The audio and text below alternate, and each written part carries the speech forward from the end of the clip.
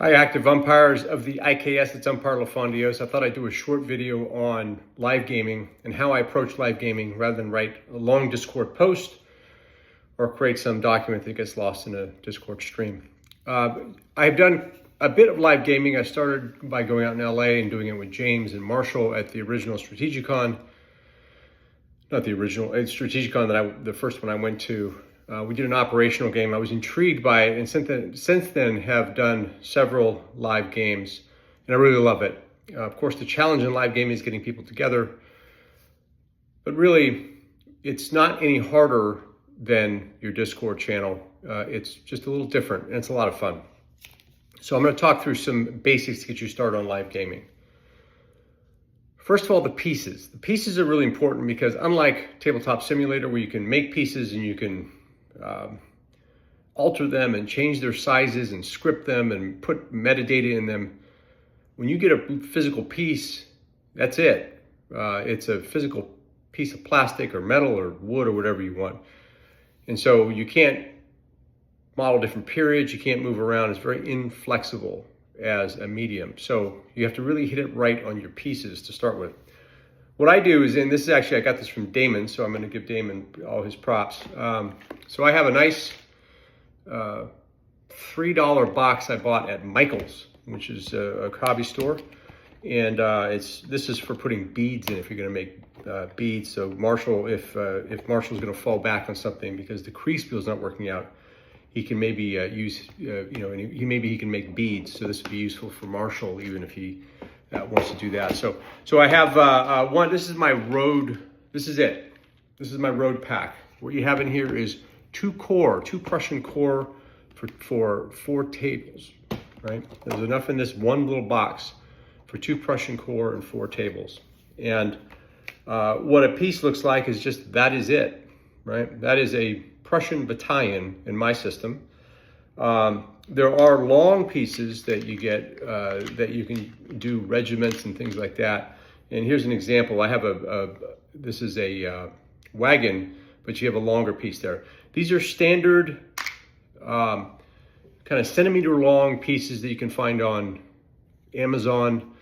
Not Lego itself, but a knockoff. They're smaller than regular Legos, as you can tell. So that's not a regular Lego, that's smaller, right? So what I find is that these small centimeter sized pieces in what's essentially a bead box is enough to carry 2 Prussian core to all of my live games. So that fits in a backpack, right? That's not that kind of sophisticated. And you see there on the top, I've got labeled the 2 different sizes and everything. So I've actually got this laid out so I can walk over to the tables, and I have a card here that I cover a portion of it, and I just flop the divisions or core on each of the tables and go around. So I've got it set up so that I can literally just walk in and set up. Because part of the issue with a live game is you get people, you meet them, you say hi, check out where the restroom is, you find out where the soda machine is, all that kind of stuff. And then you get to work and they're waiting. So you want to really take advantage of every moment to get things set up quickly, and you want to look efficient. So I try to look efficient when I go lay things out on the board. So that's the pieces. So how do I make those pieces? So I order online Lego blocks. They're Lego knockoffs or Lego-like blocks, and they come in these little baggies. And this here is a second full set that I haven't yet put together, but those are blanks. And then I print out on sticky paper. I go to a FedEx store, and this is just a regular US 8.5 by 11. You would use A4 if you're in the UK, for example. And then this is from Photoshop, and this is just all your pieces right there. And this is a sticky paper where you can peel it off the back. And so I then have my pieces, knife hand, I have my stickies, and I have several hours of enjoyment while the wife is watching America's Next Top Supermodel, Survivor Island, or whatever show she likes to watch. I sit and I cut Prussian battalions out and I stick them on blocks, and everyone is happy. That is marital bliss right there. So it's fiddly. I take a pair of scissors and I cut them out, and then there's a way you can do that I won't bore you with, but you'll figure it out if you do enough of these. How you cut out in long strips, you peel the strip, and then you cut out in little pieces and put it on the block. Anyone who's been to arts and crafts class in kindergarten can figure it out from there, but it's kind of like that. But in the end, you get those nice pieces that I showed you, and you only have to do it once. So if you pick your period, you pick what you like to do, you create your forces, and that's all you have to do. Now, the only drawback in live, as I mentioned in the very beginning, and I'm going to reiterate it, is now that you've seen the pieces and then the stickies, I have focused on 1859 to 1882 Prussia. That's my area of interest. I'm all set up. You can have Umpire LaFondiose come and do any live game you want as long as it's 1859 to 1882 Prussia, right? If you want to do a World War II platoon level game, or you want to do a space game, or you want to do Napoleonic, or you want to do ancients, I don't have the set for that. So you're going to have to focus in. So for those of you who like to umpire by nibbling in many different periods, and that's a completely honorable and fun way to umpire, live is probably not for you, because you'll set a whole live thing up and you'll play one game with it, and that's probably not enough. So I have played many games with this. I'm going to go up to Origins and play 4 more up there. I'm going to continue to push live. I even do this remotely in terms of I take photos with my phone on maps that I make. So this is well worth it for me. But if you like to nibble on multiple periods, you may want to borrow a set from Umpire LaFondiose and do Prussia if you want to, but don't go make one of these. Except it's fun. It is fun to have one around the house. Maps.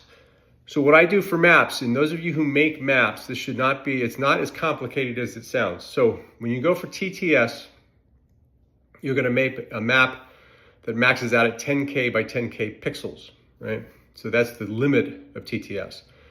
That's not really sharp enough to be printed. So you're going to have to understand how to manipulate the resolution of your image for your map.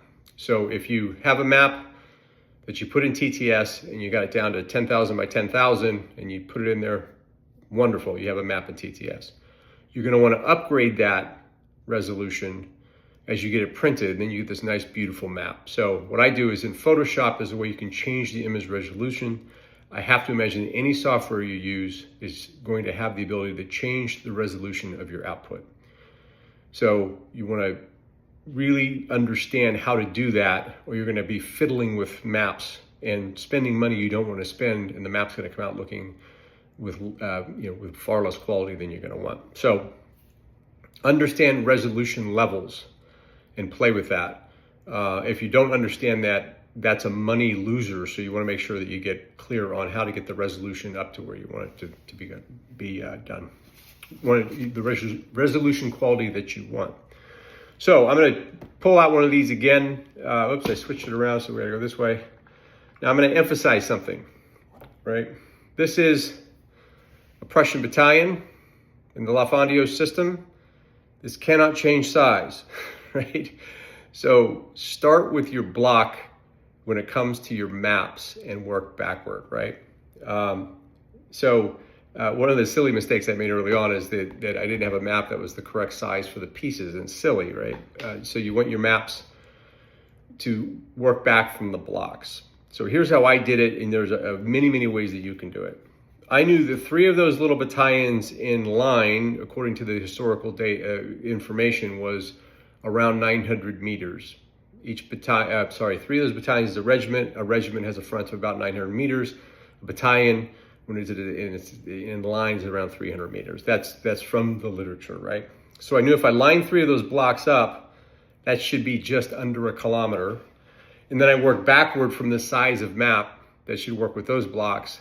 And then I have my scenario fit inside the size of that map, so I can do a 2-foot by 3-foot map, so that the legend when it's printed out, I fit 3 blocks right on that kilometer mark, and it comes out to about 900 meters, and everything is smooth as silk, right? So let me say that again just to be clear. The blocks are of a fixed size. Understand your facings and your sizes, and then work backward to your map. So when you're creating the image of the map in the software, you know that the output is going to be the correct size when you print it out at the local print shop. And so the way I do it, and you're going to have a very different situation, so I'm just telling you this so you understand the logic of it, is my little 3 centimeters worth of frontage needs to be 3 centimeters on the map in Photoshop when I have a 2-foot by 3-foot. and I have a 1/33,000 map, which is about the size that I've cycled in on, that it comes out just right. So all I'm doing then is finding a map and making sure it's 1/33,000. I'm putting it in a 2x3 frame. I'm getting the resolution to the right level. Then I print it at the FedEx shop. It sounds way more complicated than it is. There's only kind of like 3 or 4 variables there. But I'm giving you the direct path to how to do this. Get your blocks and work backward to your map. And that way you will avoid wasting money, because I think in the IKS, I'm probably fair to say that most of us have more time than money. And so you want to hit it exactly right. That one time you go there to the shop, because I'm about to show you a map that I've made, and just to give you as an example. So we're gonna go ahead and cut to a new video on that. Okay, I'm standing in front of a map that I've hung up on a wall in the Umpire LaFondiose World Headquarters. And this is one of our Multica problems. And I have actually 4 copies of this exact same map on a table right over there, but I'm gonna do it here since it's easier for me to be in frame while I'm talking, right? So behind me is a map that's called the Road to Cotton, is what I've named it. The details of the map are less important than how I made this. So I used that system of block to resolution to image that's the correct size, 2x3. And this is actually 2 feet high. Let's go this way. This is 2 feet high by 3 feet long, right? 2 feet high by 3 feet long. And that's beautiful because it fits into a nice tube that they provide at the FedEx place. I roll that up, put it in the tube, and I carry 2 things to my live events. One is that plastic box that I showed you, and the second is a tube with the maps in it. Okay, we've talked pieces and we've talked maps. Now let's talk about a few of the things you're going to need to take to the scenario. One of it is a whole bunch of these, right? So you're going to go to your local Target or your local Walmart, and you're going to want to buy 3x5 cards or something like that. If you want to sit down and cut apart pieces of paper, you can do that too. But you're going to want a lot of these. I use 3x5 cards. The 3x5 card is better than people speaking to you, giving you their orders, because it forces the players to think, and it forces the players to make their orders concise. When all they have is this, they can also draw drawings, they can write short sentences, and they can hand it to you, right? So I would highly recommend, if you're gonna do live, you have people use 3x5 cards. You have to spend a little money to do that, but it's not a whole lot. 3x5 cards are not that expensive. But what happens when you live umpire is you have to process a lot more in your head. You don't have 3 screens, you don't have access to spreadsheets, you really don't even have access to a good umpire map, and I'll explain that in a second. But you want to make sure that the processing of information is such that you're able to keep track of things, and in order for you to keep track of things, you want to reduce the number of things you have to keep track of. So that just comes from experience, and you'll learn how to do that. And you'll find that the stress level goes down when you have it nice and balanced. So 3x5 cards are a key. I always bring lots of pens because people will show up without pens, so you'll get a cheap bunch of these. They're pretty good value. And so you have those things. So for the players, you have your pieces and you have your map. So what I have is this. This is a clipboard that has a little inside bit, right? Not expensive. You find it at Target as well. Find your own clipboard, whatever. But you're going to want something where you're going to have a miniature version of the map. And so what I do is I take a black and white image of my map, and I print it out on my home printer, which is the knife hand home printer. Black and white image, low resolution. This is an example of the one I was just showing you. Okay, that's the actual map. And so each turn I draw on here what's happening. So I don't have a separate map with pieces and all that. I don't need that as an umpire. All they need to know is where the first division is and where the second division is. And so I use 1 color ink. I don't get fancy with 5 pens. You know why?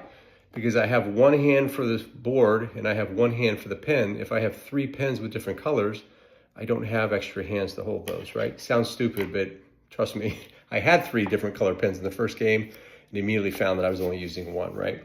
So I use squares for one side, circles for the other. You'll find your own way of marking the map.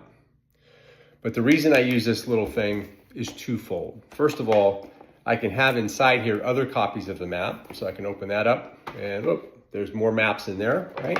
And so that each turn I pull a fresh map out and put it on, and then I scribble what's happening. And on this, on the bottom, I have the states. So I can put like casualties if I want to, things like that. And I flap a new one. I don't put the old one away, I just keep it on. So by the end of the game, I've got 5 pieces of paper here, all on top of each other, right? And I'm scribbling on it, next one up, scribbling on it, next one up, scribbling on it. Oh, what happened 3 turns ago? I go right back down inside, boop, boop, boop. There it is. 3 turns ago, this is where the first division was. Oh, I lost that cavalry brigade that disappeared and everybody's asking me about it. 4 turns ago, it was here. It went away, now it comes back on the next turn, right? So this is a nice, simple way to do that. The second reason I have this is I stole it from my wife, right? So she had it, and she now has it no longer, and I liked it. So always steal in order to umpire.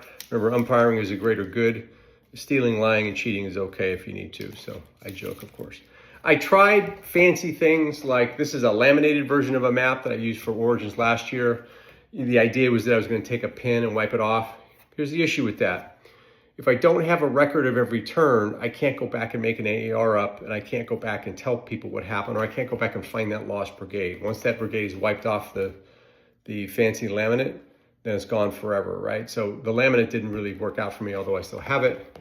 You know, I kept it for 1.5 years so that I could give you all an example of what not to do. So save yourself some money on that. Here's the setup. So I found the most effective, you can set it up any way you want, but I found the most effective setup was 4 tables, the umpire board in my hand. At each table was 2 red, 2 blue staff teams, 2 players. It was just the number of people that came to the most recent event. 2 players at those tables representing brigades or divisions, like the lower level, and then a CIC that would go between tables. So they would essentially be the equivalent of being co-located, right? And so that system will hold up to 14 people. So you can by yourself umpire 14 people and then provide a bit of that friction that comes from different command levels by having the CIC bounce between tables. And as part of their order cycle, they tell you where they're going to go. So the CIC says, I'm going to stay here, or I'm going to move to the other table. And what that does is as the CIC moves back and forth between tables, they're getting a different view of the landscape. And what I would then do is I would go table by table. So the tables were in the 4 corners of the room. I would go around the tables, and from my board, I would give them an update, and the players would move the pieces. Moving the pieces is fiddly work. It's careful work. You knock a piece over, whatever, you got to find a piece. Let the players do that, and here's why. As you walk away from the table to go to the next table to give an update, the players are looking for pieces and they're organizing, they're reorganizing. It's almost like a weight buster at a restaurant. They're fiddling around with stuff, and they're not sitting kind of watching you move around the room, and they're not worrying about you, right? So that's how you can use the players' attention to keep them focused while you're able to go around and do your resolutions. As I did that, my combat system, you will use your own combat system. Every umpire has their own combat system. You will use your own combat system. My combat system is at 2 D6s, and I have that on my phone, which I'm recording using the phone, so I can't show it to you, but it's basically an app where you hit it, and the result comes back immediately. I mean, they do a little spin, but it's very fast. So there's not this TTS where the dice is rolling and all that stuff. You don't need all that stuff in a live environment. What you need is the number, right? So use a random number generator, use whatever. I think there's like 5 or 6 excellent dice apps out there you can use that you can put on your phone. And I would just sit with my board, and I have my phone on the board, and I'd hit and I'd scribble. I'd hit and scribble. And I would actually resolve while walking between tables. So the players don't even see me go someplace and quote resolve, right? Sometimes I'll take the cards and I'll lay them out, and then I'll resolve different ways to do it. But the basic combat resolution I was doing while I was walking. So you can take these small shortcuts to keep the game turns going very quickly as you walk around. And this all comes to finally be just a lot of time pressure on the player. You can't do this at conventions, but you can do it in game situations where you're in a house or where you have your own room as you call out the length of time to the end of the resolution. I found that it puts an amazing amount of pressure. It's almost like a classroom where they're saying 5 minutes till the test is over, right? So you say, orders are due in 5 minutes, 5 minutes. You see players just like, oh, right? It's excellent, right? Now, conventions, you can't do that because it's very loud. But it's a lot of fun when you create that kind of time pressure on folks. So So that's how I would run the games. You have to just get out there and run some games and figure your own level on it, because you'll find out what you like and you don't like. I'm just showing you some shortcuts and how I do it that may allow you to move beyond some of the basic mistakes that I made that eventually cost me a little bit of money, right? The last big piece of advice is don't think that the stuff that works on TTS is going to work live, because you have to boil out a whole lot of stuff. So if you have a combat system that's anything more than it's in your head and 2 die, you're going to have to redo it, right? There's no way you want to be sitting fiddling with combat results tables or all that stuff if you're umpiring these things. You just don't. Trust me on that, because your turns will go from 5 minutes to 40 minutes as you're sitting there fiddling with a thing. And you don't want to have to go back to a computer to calculate anything. You just don't, right? So trust me on that. Try it out. You may come back and say, Umpire LaFondiose, you're full of beans. I did it with my super duper AI computer and all that, and that's fine too, right? So this is all about you finding your own level on it. Total cost all in. It depends on you, of course. The pieces, you can set yourself up with pieces for, if you order intelligently and you get it going, maybe $40 or $50 of materials for pieces. You could find less expensive things than knockoff Legos if you want, but that's a one-time cost, right? Which is another reason why you want to do a lot of it. If you're going to do 20 games and you spend $40 for pieces, $2 a game, that's very decent, right?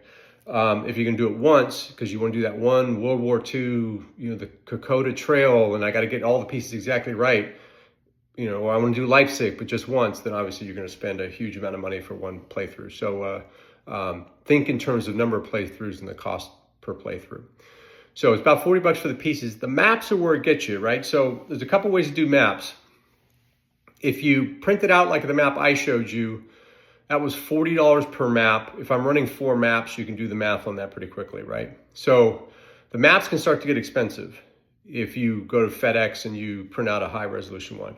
You can stitch together 8.5 by 11 if you're just playing with friends and you don't have to have a high quality on it. So you can take, that same map and kind of stitch that together. That's fine too. You can find a map and lay it out and play on that. That's fine too. So if you're going more informal, you can actually save the money on the map. So $40 for the pieces, a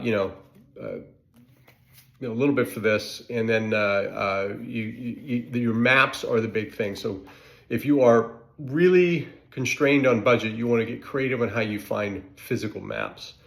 And the least expensive way is take your home printer, knife hand, home printer, print out 8.5 by 11s. I actually played a game on an 8.5 by 11 map that I created early on. It totally works fine, no problem at all. And so you can do it that way as well. If you want to go fancy with Damon created a map that is on plastic, so it's like this non-destructible almost like a laminate. It's beautiful. Like he spent $80, I believe, and Damon, don't kill me if I got that number wrong.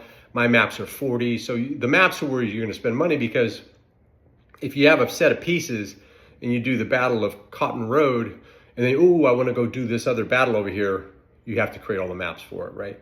So that's the other piece. And that's another reason why I love this, is it saves you a map. So this literally saves you $40 a play if you're doing it through the FedEx method. So get the clipboard approach down, because it saves you money in the long run. These are all tips on how to do live gaming. I can provide you all the links to where I bought the Lego knockoffs, where all that kind of stuff. No problem at all. What I wanted to do is to give you this video to lower the barrier to live play, and to let you realize that it's actually not as it's both sounds more difficult and is really not as difficult as it would be putting a game on Discord. Umpire LaFondiose giving you a live gaming report. I hope you enjoyed it. We'll see you out there.